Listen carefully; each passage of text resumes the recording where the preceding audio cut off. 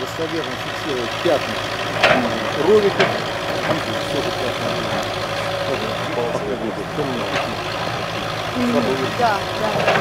Именно на конце кирки можно и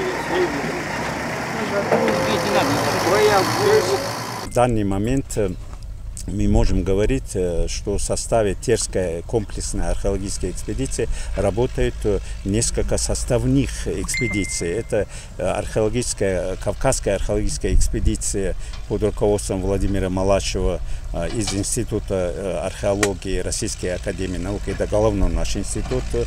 Потом Институт гуманитарных проблем Академии наук Чеченской Республики под руководством Хамида Мамаева. Наши коллеги из Владикавказа, Феликс Дзусин. Надо сказать, что вот эти работы, которые проводятся здесь, начиная с мая и по сегодняшний день, они беспрецедентные. Это очень широкомасштабные, очень большие работы. Ничего подобного истории археологии Чеченской Республики до сих пор не было. Прямо вот газопровод лег по гигантским курганным могильникам, которые были, в принципе, раньше известны. Идет о целой системе городищ ранее аланского времени. Понимать надо. Вот где самое интересное.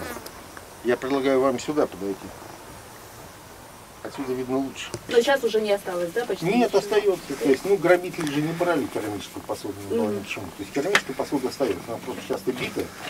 Вот, значит, все, что связано с мечом кинжалом, то есть система портупейной гарнитуры, пряжки, бляхи, фиксаторы, конская узда.